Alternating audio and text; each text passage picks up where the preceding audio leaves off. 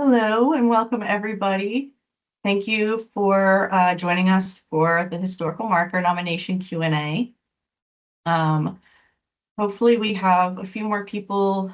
Might be jumping in to join us, but just so you're all aware, we are currently recording this session.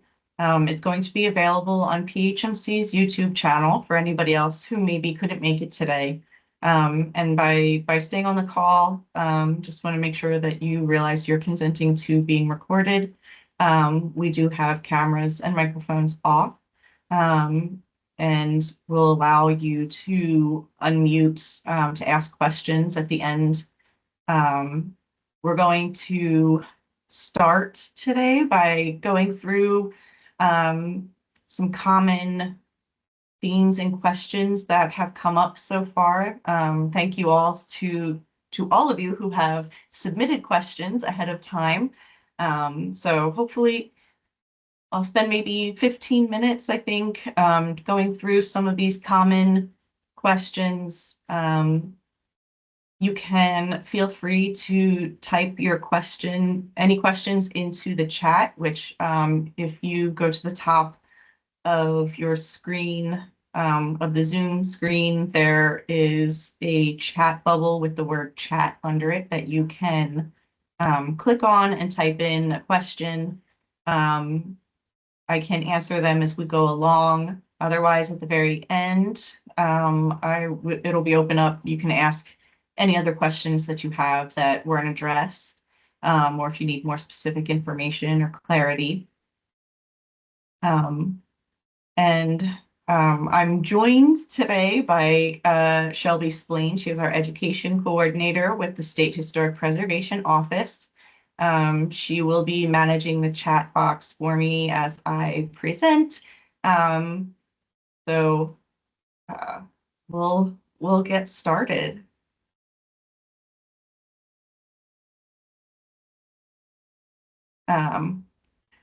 Again, thank you all. We're really excited to have reopened the nomination program. It's very clear that the rest of the state is also very excited, and so we're very pleased to have so many people already interested in participating. With the new reopening, we do have updated deadlines. Just want to make sure everybody is aware of them. All of these deadlines are due by 11:55 p.m. EST, the day of the due date. We will be checking timestamps in PA Share, so anything that is received afterwards will be looked at in the next cycle. So the first deadline to be aware of is if you are submitting a pre-application that must be submitted via email by January or on January 15th. It'll take staff about 2 weeks to review pre-applications and provide feedback. January 15th is when draft nominations are due. If you would like staff to give feedback for improvements, it'll take about 3 weeks for that feedback to come to you. And then, of course, the final nomination deadline is April 1st. And again, just like the draft nomination, that must be submitted via PA Share. Now, once you submit the final nomination, you probably will not hear much from us until late September, early October. This is because the commission will meet and review nominations at their September meeting. We will have staff and the marker review panel will look at the nominations in June, and they will be the panel provides recommendations to the commission. So it's a little bit of a lengthy process, but we are, again, really excited. So we'll cover some common questions that we've had around the pre-application. It is optional, though we do strongly recommend that people complete it and submit it, especially if you're a first-time nominator.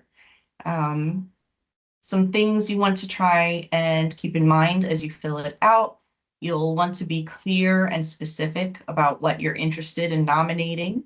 You'll want to provide as much information as you can so that marker staff can provide detailed feedback on whether the subject appears to meet the marker criteria. Marker staff does have a feel for what the marker panel and the commission are looking for in a strong marker nomination. So we can provide assistance for things such as additional research or recommendations for how to approach the criteria, and even maybe some names of individuals or organizations that you could get in touch with who might provide some additional research or help.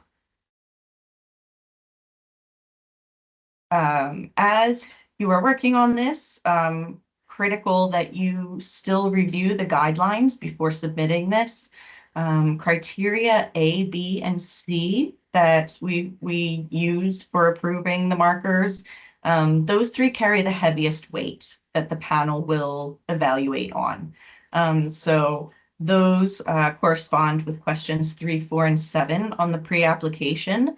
That is the demonstrating the statewide or national significance of your subject, the connection to Pennsylvania, and the kinds of research that you've done so far.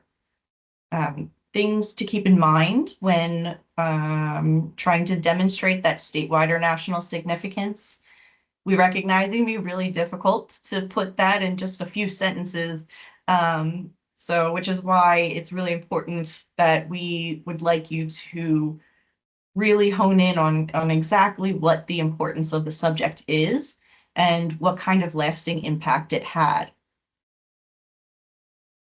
You'll also want to highlight the subject's impact beyond just local recognition. If somebody won awards or accolades, why did they receive them? What did they do to make them worthy of getting an award? Did they set some kind of precedent? Did the innovation subject have any kind of set any kind of precedent? Did it change any kind of legislation? Did it change the way of doing something beyond the local community? You'll also want to consider whether people outside of the region or the state would know or were affected by the subject. So these are things that you can think about to demonstrate that statewide significance. As for the connection to Pennsylvania, if your subject is a person, you'll want to think about were they born, lived, or died in Pennsylvania? Were they greatly influenced or shaped by something or someone in Pennsylvania? Or did their life work or achievements happen while they were in Pennsylvania? For things like events and innovations, were they tied to Pennsylvania or influenced by its culture or resources? Of course, locations, that's pretty easy. They're in Pennsylvania. If it's not in Pennsylvania, you cannot make that connection. As for the kinds of research, so something that we would like you to be specific about that, not just generalizing, articles or journals, but to give us title, author, and if possible, a URL. If you're conducting interviews and you're able to provide the names of your source, if they allow that, then that's fine, and the explanation of their association to the subject. So that's what we're kind of thinking. It could also be helpful to include scans or excerpts of the research, and highlight the most relevant sections or site-specific pages. Again, not required, but it could be helpful.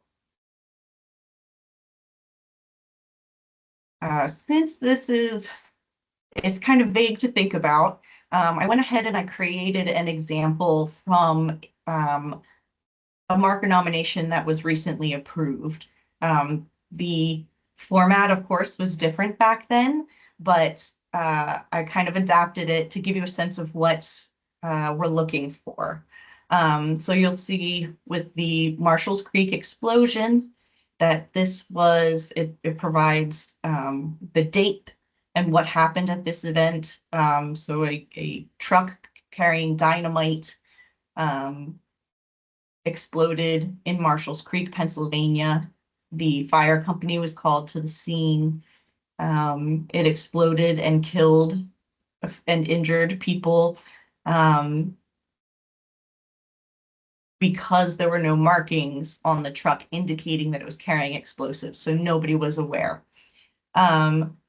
So the importance then of this is that it became a textbook example of the dangers and hazardous materials on roadways, and it eventually culminated in the creation of the 1974 Transportation Safety Act. So it wasn't the only event, of course, there were many other events nationwide that led to this, but this particular event really sparked Pennsylvania legislators in particular to supporting and trying to make this happen. How was this substantially connected to Pennsylvania? It happened in Mill Creek. And again, the Pennsylvania representatives were very instrumental in moving new legislation forward. As far as what to provide with summary of your sources, you can see here, it has congressional records, it has the Public Safety Officers Memorial Scholarship Act, it has a magazine article, and it has a book. And you can see a sample of what that is. They've highlighted the page, on the page exactly where this incident was used as an example for why the TSA needed to be created. So those are some of the things about what we expect to see in the pre-application. Shelby, were there any relevant questions that I could help answer? So Nick had posted a question in the chat. Are there specific sites with a C, required for the pre-application? So Nick, I'm not quite sure what you were looking for here, but so maybe Allie, touch on if there are specific types of citations or places you want people to be looking when they fill out this pre-application. Yeah, so as far as like if it's a specific format, like if you're thinking MLA or Chicago style, that's not necessary. As long as we have a title, an author, a date, and URL if needed, that's all we need to verify a source. As for where to look, we do have our marker resource page. I'm sorry, it's we renamed it Marker Forms and Guidance page on our website, and it does list a number of databases and different places that you can go if you are struggling to find some research. That would be a helpful place to start and see what we're looking for. Primary sources, those can be interviews, they can be diary entries, they can be like news of the day, like if there's a video recording of interviews or first-hand accounts. And then the secondary sources would be if there's any journal articles, magazine articles, newspaper articles, anything that provides some kind of interpretation about your subject, or would be secondary sources. And Wikipedia is probably not a good place to go, but sometimes it has it provides helpful starting point. If you yourself are an expert in the subject, we would like to see more than just your own research. If there are other experts in the field or have, related experts or the research that you've built off of, for instance, that would be helpful. So hopefully that provides a little bit more context for you. And of course, we can elaborate more on that at the end. That was it for questions in the chat, Allie. Okay, great. Next, we'll touch on the documentation and significance worksheet. When you are completing this, you'll want to take what you've provided in your pre-application, incorporate the feedback from marker staff, and then elaborate for the documentation worksheet. So I've continued the example here for everybody. Hopefully the font is not too small, but you'll see the first point of significance. It includes that first sentence, the first bullet point that they provided in the pre-application. But then it kind of elaborates a little bit more on what actually happened during the event, that it exploded, that last point elaborates on what the lasting nationwide effects were of the event and, inspired the creation of the TSA. And then, of course, it lists the sources that were used that supported specifically that information. Then there is the second point that discusses how this event led to actions to improve the conditions of transporting hazardous materials. It names at least one individual who was crucial to leading that cause, and what they did, what their actions were. And then this last point notes how it culminated in the TSA. So it gives a little bit more information. It names another person. It gives, a few of the other events that eventually led up to what the major result was of the event.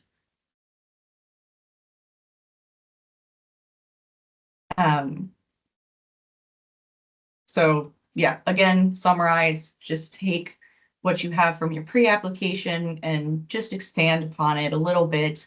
We require at least 3 points of significance. So you can see this one is pretty short, but it gets the point across of what the lasting impact was of the subject. Shelby, do we have any questions regarding the significance and documentation worksheet? We do not so far, but perhaps we will by the time we open up the webinar for questions at the end. Okay, great. Next, I'll cover the evaluation rubric. We did have some questions about how it works.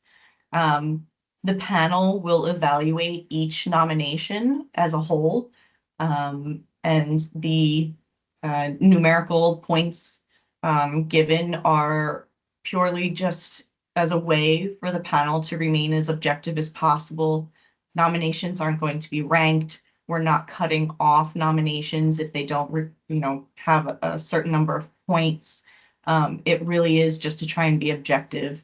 The only thing that would disqualify a nomination is if it does not meet the criteria, right? So A, B, and C, again, the statewide or national impact, the connection to Pennsylvania, and the validity of your resources.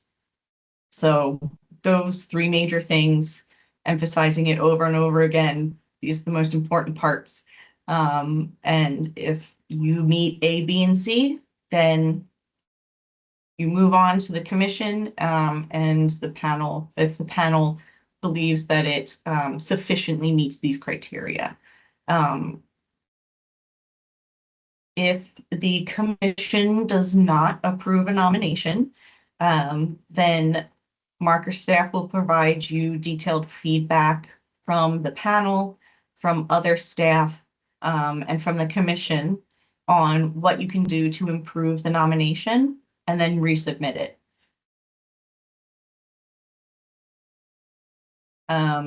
If you do resubmit the nomination, the panel will take into account whether the nominator incorporated that feedback into the next round. But otherwise, again, it's still just that ABC. Do we have any other questions, Shelby? Nope, not yet. And then I'd like to just reemphasize the importance of the website. We do have a lot of helpful resources on there. All of the required forms can be downloaded from the website. pahistoricalmarkers.com. That takes you to the main page. Along the right-hand side is a scroll bar that can take you to different pages. There's a link for the marker forms and guidance. And if you scroll to the bottom of the page, there's also these cards that saying that can take you to where you need to be, the nomination material, or excuse me, nominate a historical marker card will take you to our criteria, the marker forms and guidance provides, you can, again, download the forms. You can look through all the different guidance we have. We have links to our YouTube video tutorials and an additional resource page that will include links to things like databases. We have some specific resources available there that are by theme and by county. So those are hopefully helpful. Any questions, Shelby? We do have two questions. One asking if the examples that you've shown in the webinar here today, if they will be posted on the website. That is a good question. I think we can do that. Otherwise, we will send out a recording. I'm sorry, an email with a link to the recording, and I'll include the slides with that. Great. All right. So we had another question a few pages back. Joan is asking, what is meant by coincides with an anniversary? Oh, yes, coincides with an anniversary. So that was on the evaluation rubric. So specifically, it is, if there's a battle or an event that took place, or if, a person's birthday, or something else significant in a person's life that happened, and, maybe it's the 50th anniversary. Maybe it's something related to America 250 celebrations. We take that into account, and it doesn't really add any extra weight, but it's just something to make the panel aware of that, hey, there's another connection here that this topic might have to something coming up that's very relevant.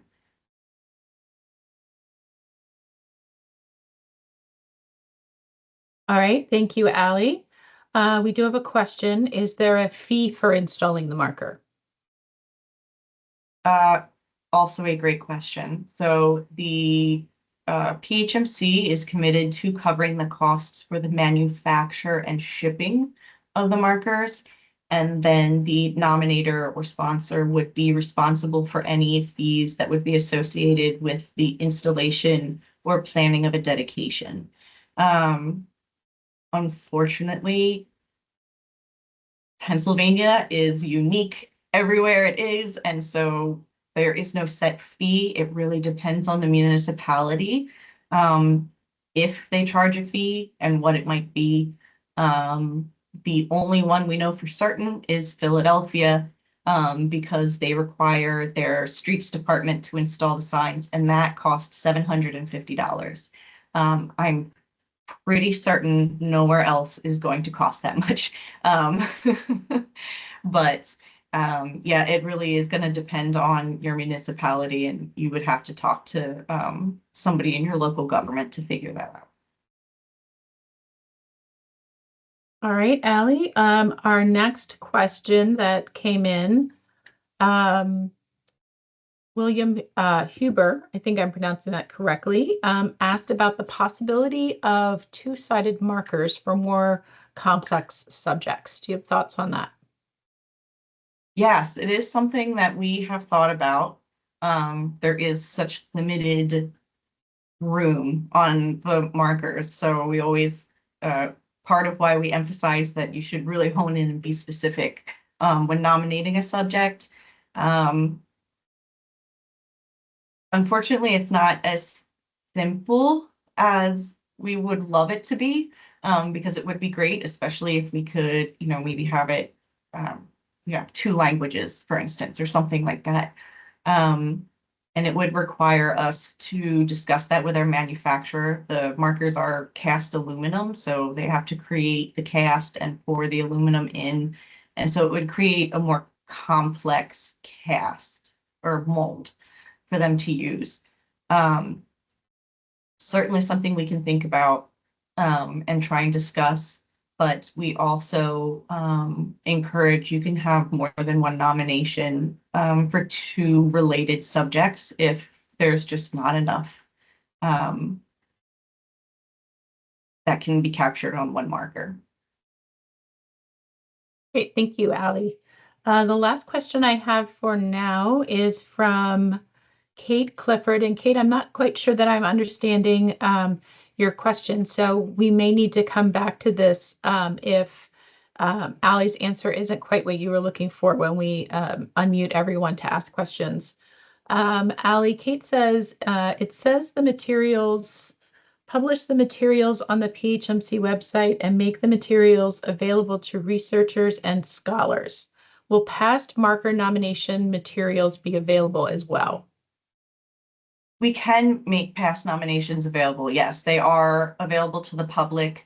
One thing that marker staff does try to do is compare nominations to markers that have been approved recently, so that you can get a sense of what we're looking for. And we're more than happy to provide some relevant nominations as examples for you to follow. Great. Thank you, Allie. Oh, we have another one. It just popped in here. Who comprises the committee to make the decisions? Could you address some details about that, the marker committee, the marker panel? So there are three different bodies that will be looking at the nominations, right? So there will be the PHMC marker staff. That is comprised of one person from each of the 5 bureaus of PHMC. So it's sites and museums, archives, state library, state historic preservation office, and then management services, who is actually the editor for PHMC. And they will review and evaluate using the same rubric as our marker review panel. They are an external body comprised of 5 individuals that we try to spread out across the state so that each region of Pennsylvania is represented by someone who might have more specific local knowledge. These 5 individuals are experts in history-related fields. So it could be public history, they could be a professor, they could be a community member who has devoted a lot of their life to researching. So they are experts in history adjacent fields. Their recommendations are presented to the Historical Commission. The commission is 8 individuals, 4 of whom are appointed by, are all of them appointed by the governor, technically, Shelby? I know 4 of them are legislators. I believe, yes, they are presented for approval to the commission. Yeah.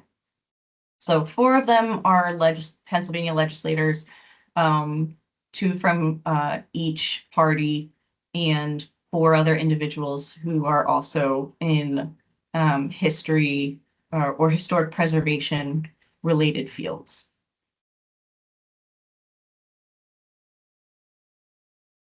Okay, I am going to ask, then I'm going to jump a question. I will come back to your question, Sharon, but I want to get to Jessica's because it's a follow-up to the question Allie was just addressing. So Jessica Smith has asked, which PA legislators are on the panel?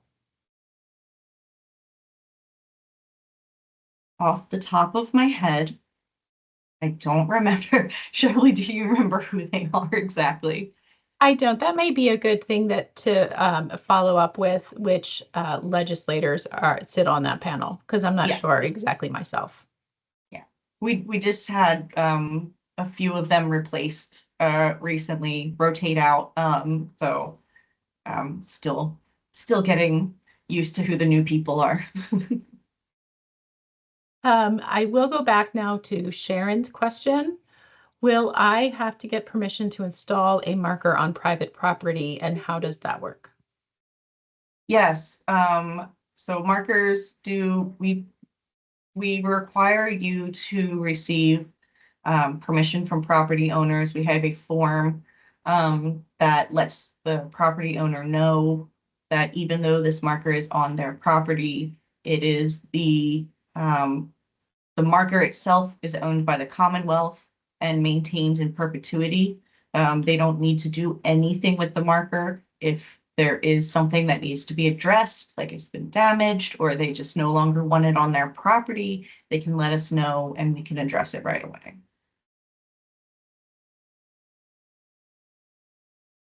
All right, that looks like all the questions for now. If you want to move through the next few slides, and then we can take some more. Yeah. So the next couple of slides are just some more frequently asked questions that I just want to make sure are addressed. I think we may have answered some of them already. But one that we often hear is how many markers are approved each year. There is no limit on that as of yet. I'm not sure that it would ever, but we do not have a limit on them right now. But as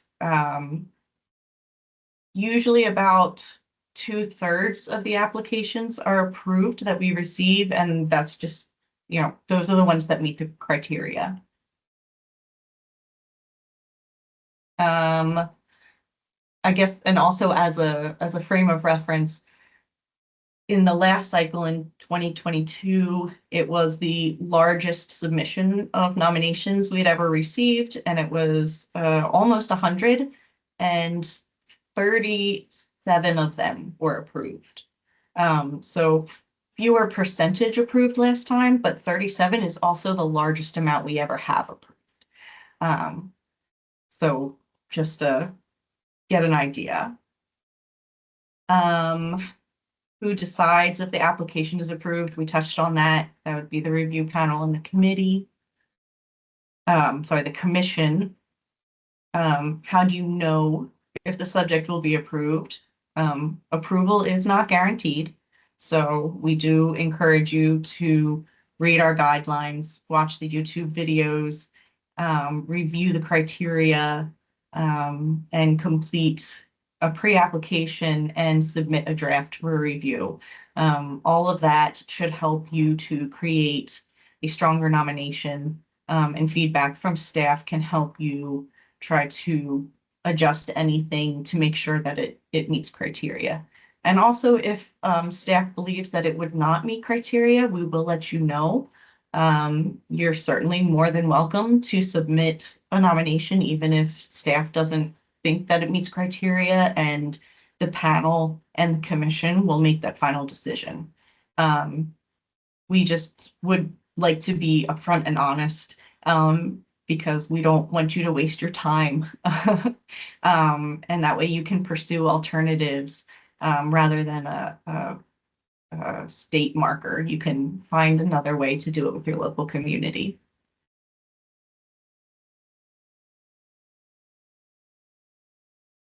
A few other questions. When will you know if it's approved? Again, the final decision is made at the commission's September meeting, and we'll share that with you very soon after they make their decisions. If you have trouble with PA Share, we recognize technology can be a big stumbling block. PA Share is a new technology for PHMC. If you do have any issues, technical issues with PA Share, we have help desk tutorials, but our help desk, the email pashare@pa.gov, our help desk people are very friendly, very helpful. and so hopefully can get you to where you need. What if there is another marker that's not a PHMC marker for the proposed subject? So criterion F of does state that if a subject is already recognized, it might receive less favorable consideration. PHMC does not wish to be duplicative of what already exists.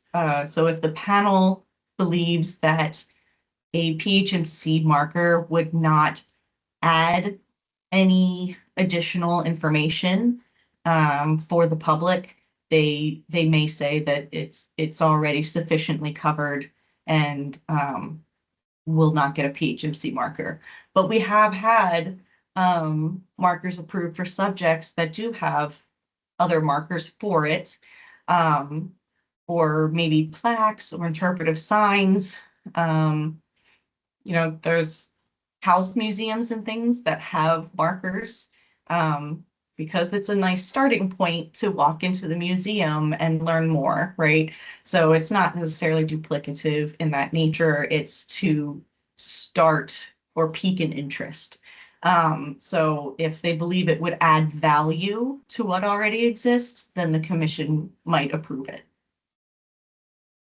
And then everybody loves to get a little bit of our time, and we love to share our time. So if you have any additional questions after this Q&A session and you want to have a discussion with marker staff, you can absolutely do that, and we can schedule a call.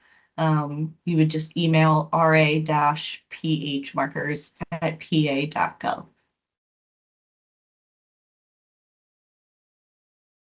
So hopefully that answers a lot of questions. Looking forward to seeing what other questions we might have that we've missed.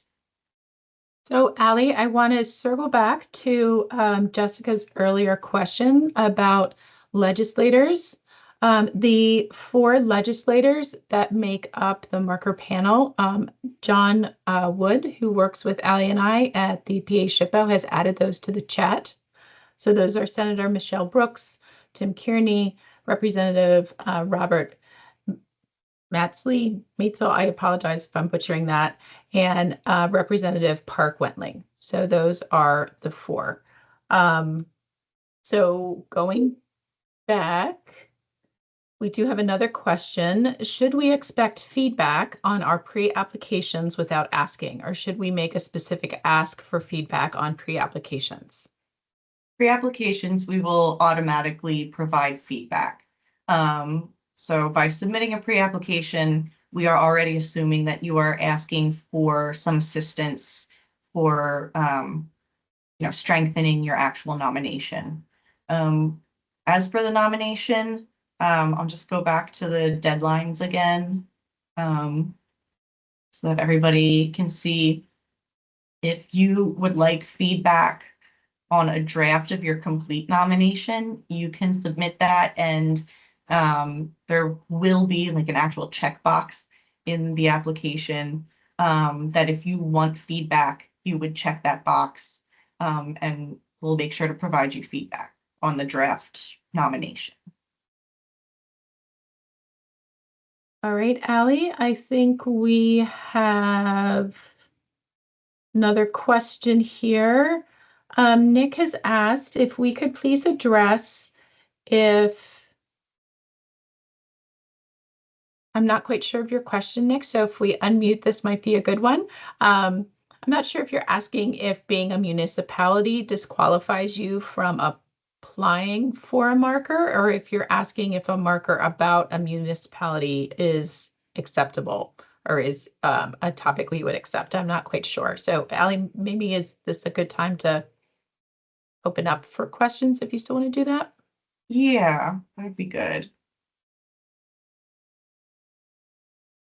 I'm not sure if we can unmute. People can unmute themselves.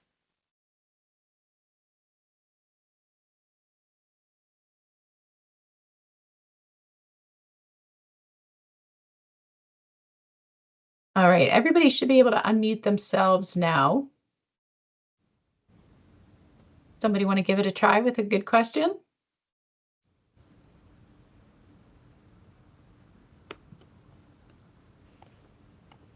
Katie.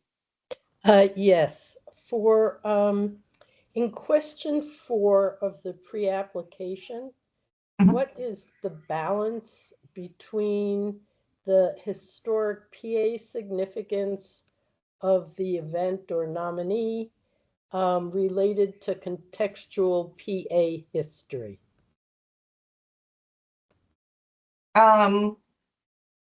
So there are some nominations where, you know, the subject is probably only significant within the state of Pennsylvania. And that's fine if that's all of the information that can be provided. We're not really looking for any kind of specific balance. So whatever the most impactful part of the subject is, whether it's for Pennsylvania or the nation or beyond, you know, begin with the most impactful. If I don't know if that helps. I was thinking about the information about the event as well as the impact in Pennsylvania nationally. Do you want any context in the answer to that question? Not of impact, but of the event itself. Oh, yes, yes, that would be helpful. Any background information, contextualizing it like within its time and place is helpful. Yes. Thank you. Mhm. All right, Allie. Nick, we got a clarification from Nick, and if I still butcher it this time, Nick, please unmute yourself and let us know. He is asking if an existing community marker exists about the event. Does that disqualify it for a PHMC marker? It would not automatically disqualify it. The panel may look upon it with less favor. They would want to see if providing a PHMC marker would add any additional context, information, or value, especially if it were placed not in exactly the same place, for instance, if it was installed, you know, maybe in another relevant location, away from where the existing plaque or sign is. All right. We had a question about when should folks who submit a pre-application expect to hear back with our feedback? It will take about 2 weeks. We expect there to be a lot of interest, so we would like to provide it earlier than that. But our aim is to get it to you by 2 weeks after you submit.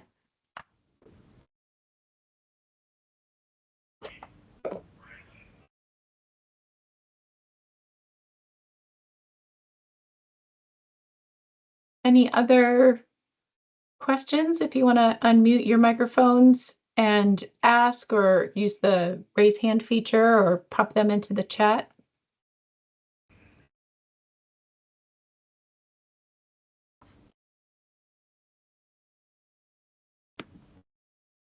I have a question.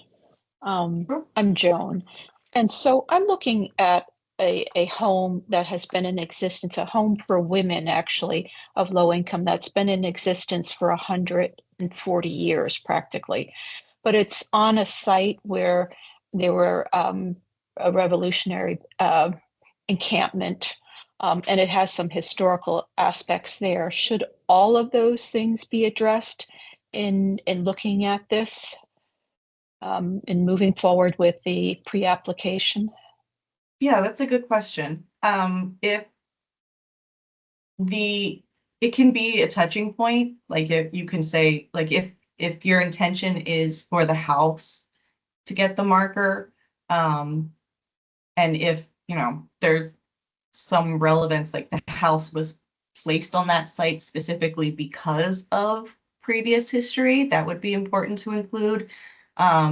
Otherwise, just mentioning that it, was a former battleground or something like that is a fine enough context. I hope that helps.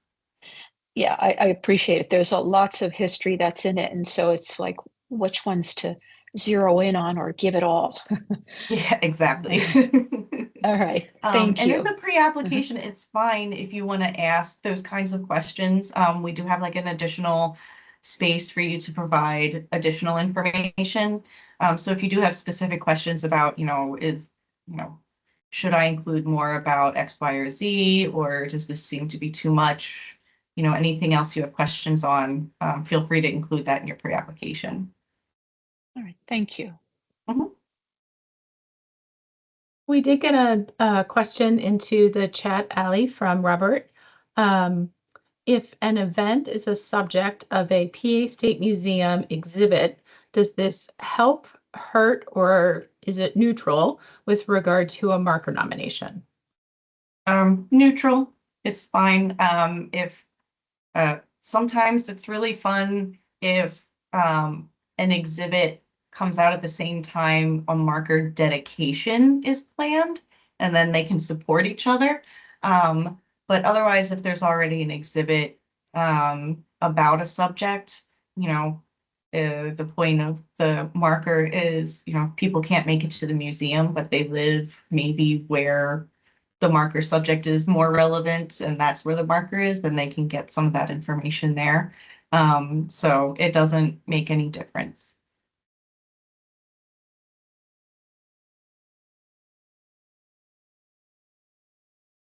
Any other questions right now for Ali?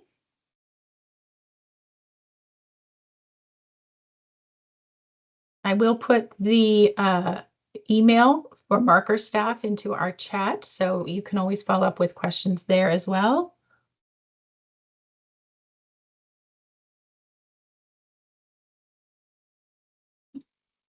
And thank you all for joining us. Thank you for having interest in Pennsylvania history and wanting to share it with the state, with the world. History is fun and exciting, and the markers are a big source of pride.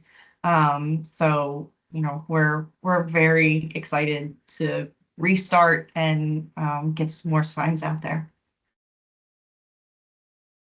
Oh, we did have another question pop in, Ali. The gentleman has said, I received feedback on my pre-application. Should I resubmit that pre-application with improvements? You don't need to resubmit the pre-application. If you have questions about the feedback, certainly feel free to ask for clarification. But otherwise, if you feel you have the feedback that you need, you can go ahead and start a draft and submit that, and then we can provide you feedback on the draft.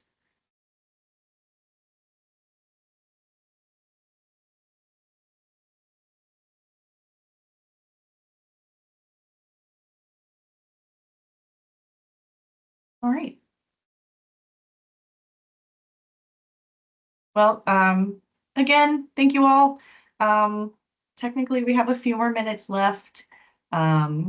But if nobody else has any other questions, feel free to sign off.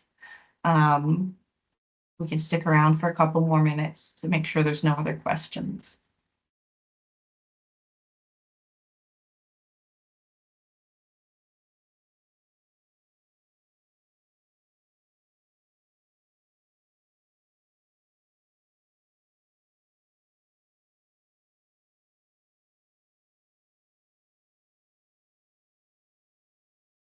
Okay.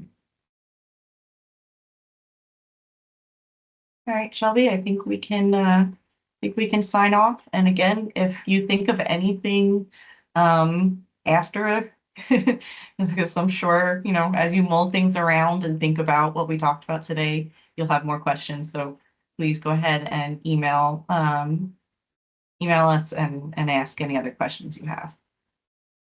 So thank you all, and I hope you have a great rest of your day.